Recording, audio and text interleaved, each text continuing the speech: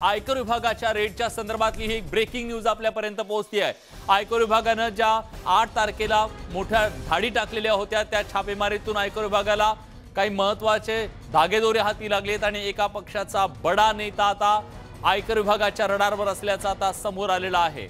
8 मार्चला राज्यभरात अनेक ठिकाणी हे छापे टाकलेले होते आणि त्या छाप्यांच्या संदर्भात आता आयकर विभागाकडून मोठे खुलासे होत आहेत आणि आता राज्यातला आणखी एक बडा नेता आयकर विभागाच्या रडारवर असल्याचं कळतंय।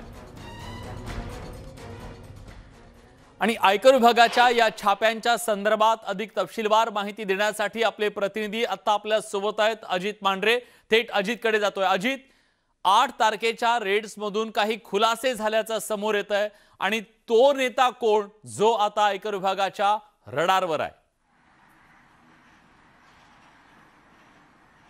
विलास, 8 मार्चला सकाळी आयकर विभागानं मुंबई, पुणे, बारामती आणि सांगली या भागांमध्ये एकूण 26 ठिकाणी छापे टाकले होते। या छाप्यांमध्ये नेमकं काय आढळलेलं आहे याची माहिती आता आयकर विभागाने समोर आणलेली आहे। यामध्ये जर आपण पाहिलं तर बेनामी व्यवहार आणि बनावट कागदपत्रांच्या साहाय्याने बेनामी व्यवहार आणि सरकारचं अनुदान किंवा सरकारकडून सवलत अशा वेगवेगळ्या माध्यमातून कोट्यवधी रुपयांचा अपहार करण्यात आलेला आहे आणि मोठा कर चुकवला गेलेला आहे असं आयकर विभागाचं म्हणणं आहे। आपल्याला माहिती आहे की 8 तारखेला युवा सेनेचे पदाधिकारी राहुल कनाल, त्यानंतर आरटीओचे अधिकारी जे आहेत बजरंग खरमाटे, शिवसेना पदाधिकारी तथा केबल व्यावसायिक सदानंद कदम आणि एका सीएवर धाड पडली होती। या संबंधित ही सगळी माहिती जी आहे ती आयटी विभागाने जारी केलेली आहे। त्यामुळे जी चर्चा त्या दिवशी होती की या धाडीमध्ये सगळ्याच लोकांनी नावं घेतली होती की परिवहन मंत्री अनिल परब जे आहेत त्यांच्या संदर्भातल्या या सगळ्या धाडी आहेत आणि ते आता आयकर विभागाच्या रडारवरती आलेले आहेत।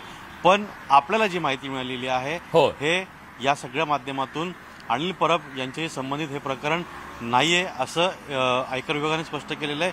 मात्र आयकर विभागाच्या सूत्रांनी दिलेल्या माहितीनुसार याच पक्षातील आणखीन एक बडा नेता, बडा मंत्री जो आहे तो मात्र या सगळ्या प्रकरणातून आयकर विभागाच्या रडारवरती आलेला आहे। तर आपण आयकर विभागाने दिलेली माहिती पाहिली तर दापोलीमध्ये एक मोठी जमीन खरेदी केली होती 2017ला।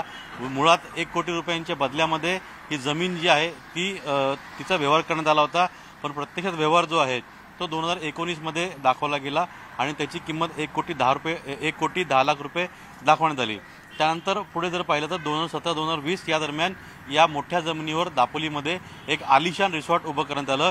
त्याच्याकरता जवळपास 6 कोटी रुपये खर्च करण्यात आले आणि त्यानंतर ही संपत्ती जी आहे ते एका राजकीय नेत्याच्या नावावरती चढवली गेली। पण काही काळानंतर मुंबईतील एक केबल ऑपरेटर जो आहे आणि शिवसेनेचा पदाधिकारी जो आहे याच्या नावावरती हा रिसॉर्ट जो आहे तो संपूर्ण ट्रान्सफर केला गेला।